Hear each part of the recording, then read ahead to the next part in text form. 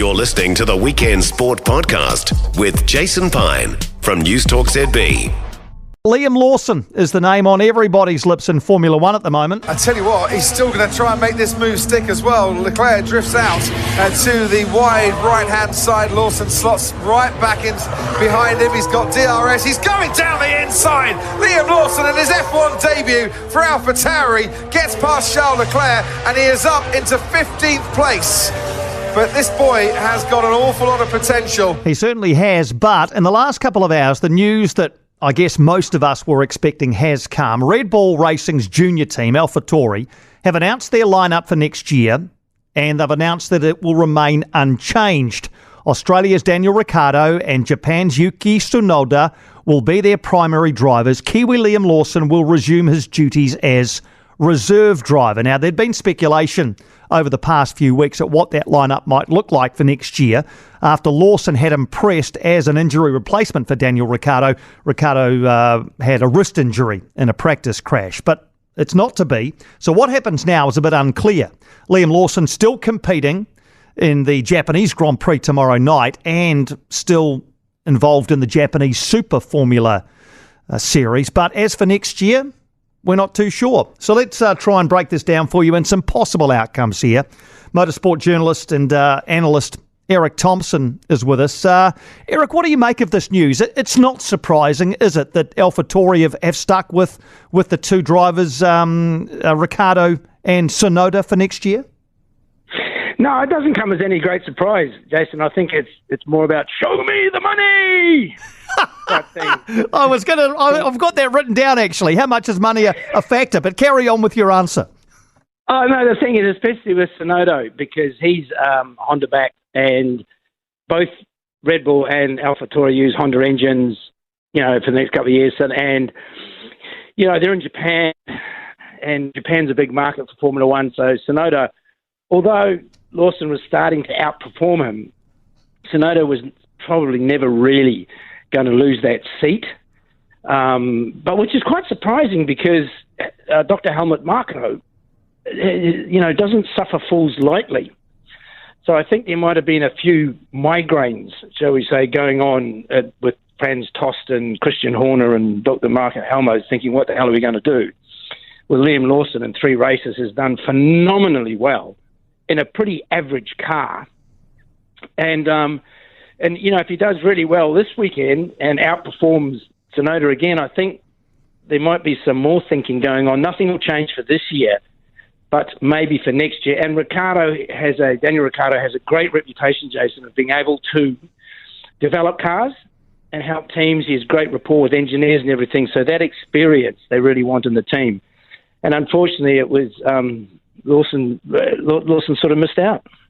So if Tsunoda comes with the financial backing of Honda, which is, as you've pointed out, significant, at what point does being a better driver take over from the financial implications of what Honda bring with Tsunoda? I guess what I'm asking is, does it actually not matter that Lawson might be a better driver? No, what will happen is, let's just say, this year's done and dusted. So moving on to 2024, what will happen if Tsunoda doesn't perform or get better, make incremental better and do well, they will probably cut him regardless, because they have had a reputation for years and years and years. Red Bull of just saying, if you don't perform, it's on merit. It's a meritocracy. And at the bottom of it is one of the teams that it really is built on a meritocracy. If you're good enough, you stay. If you're not, you get the archer. And I think what will happen is Tsunoda doesn't continue to improve and get better, because he'll be in his 4th year probably of Formula One racing. They will get rid of him. So it's up to Tsunoda next year, because they know they've got Liam Lawson sitting right there, sitting on the fence, swinging his feet, metaphorically, saying, I know how to do this. I'm good at this. So be a lot of pressure on Tsunoda next year. That's for sure. I've heard at ZET that another team like Williams might come calling for Liam Lawson. Is that possible, even in some sort of loan arrangement? Is that the done thing or not? No, mate, very astute of you, Jason. You're right. In the past, Red Bull have actually, management almost like said, look, can you take our, I think they did it with Alex Albon. They said, look, can you take our driver and, use him for a season, get him experience. We'll sort of contribute towards using, again, it's a bit of money, we'll change hands, and they can put him in the seat there. But again, it's of all the periods for poor old Liam Lawson to actually become in Formula One, Logan Sargent, he's the only American Formula One driver in the category at the moment.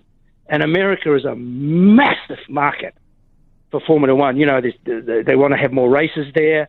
They want to get more involved and to showcase Formula One there. And he comes with a lot of US money, just from sponsors and all sorts of things. So then Williams are going to be sitting there thinking, oof, the guy isn't performing. Everybody can see that. And the thing is that, do they ditch Logan Sargent, put Lawson in there for the seat for next year? Do they risk losing a lot of US sponsorship, a lot of money coming out of the US and stuff like that? But if Sargent does keep binning the car and breaking it, that is so expensive, Jason, to fix those things. If he keeps binning it into the wall, they might actually say, well, do we want somebody who's a safe pair of hands and doesn't bend the car?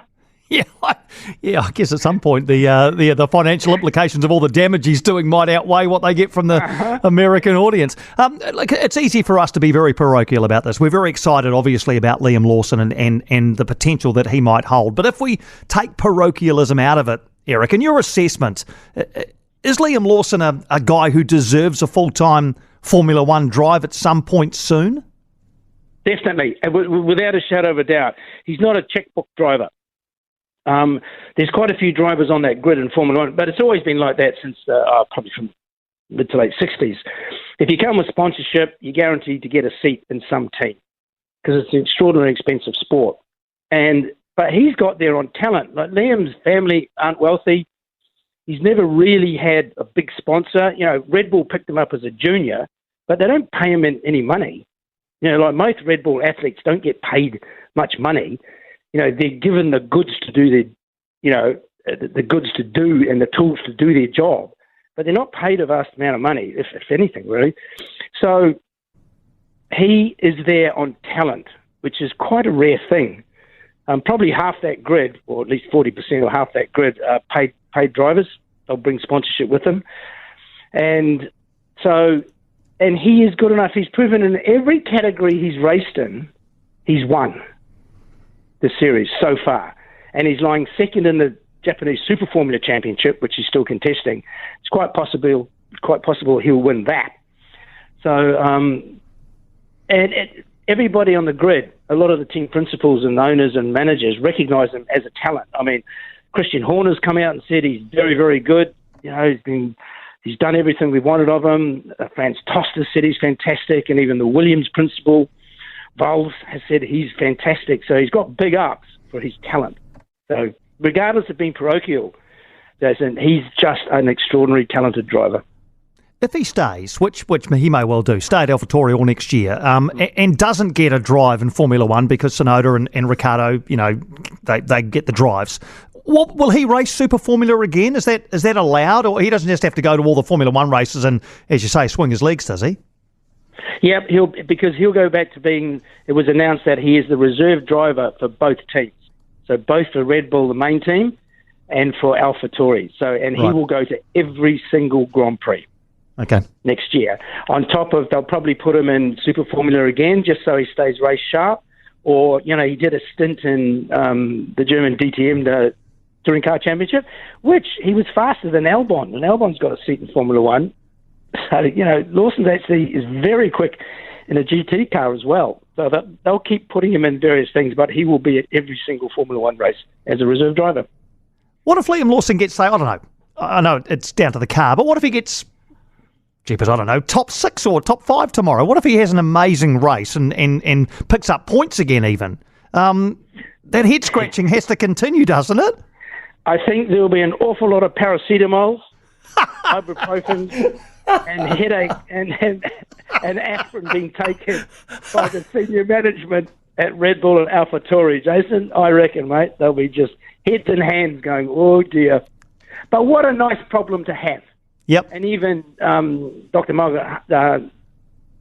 Helmut Marko has said it's very rare that you can have this sort of problem. You know, when you've got in the Red Bull family, you know, 3 really quite talented drivers and trying to shoehorn them into 2 seats. Yeah. You enjoyed the Japanese Grand Prix? I will. I love that circuit. I think it's one of the great circuits on the entire calendar. The drivers love it. It's fast, it's open, and it'll be a lovely change for them from the street circuit of Singapore. And mark my words, Jason, you wait till you see what the Red Bulls will be like around there. That Singapore thing was just a blip. Those cars will be rocket ships around Singapore. Can't wait. Suzuka, sorry. Yeah, can't wait. Singapore. Good that we don't have to get up in the middle of the night too, ET. It's a 6 o'clock start tomorrow night, isn't it? Man, it's rock and roll time. It means I don't have to set the alarm for some godforsaken hour and watch the first 5 laps with blurry eyes and struggle to put my contact lenses in at some godforsaken hour. I'll be loving it, man. Loving it. Oh, you're a great man, Eric. Thanks so much for joining us and wrapping some context around this. We can't wait to see how Liam goes tomorrow evening. Exactly. Always a pleasure. Piney, thank you very much. Thank you, mate. Eric Thompson there, motorsport analyst, journalist, enthusiast, keen observer. Yeah, some real good context there around Liam Lawson. So just repeating that news, if you hadn't caught it earlier on, it broke a couple of hours ago that Red Bull Racing's junior team Alpha Tauri have announced that they will stick with Daniel Ricciardo and Yuki Tsunoda for next year. Liam Lawson will be reserve driver for both Alpha Tauri and Red Bull Racing, so he'll go to every Grand Prix next year. And I guess he just waits and tries to be patient. A great phrase I once heard was, he needs to be aggressively patient. And his chance will come again. It's clear he's a good driver. He's turned heads. He's caught the eye. He'll get that drive at some stage. He just has to be a bit aggressively patient. But in the meantime, he'll look forward to the Japanese Grand Prix, 6 o'clock tomorrow.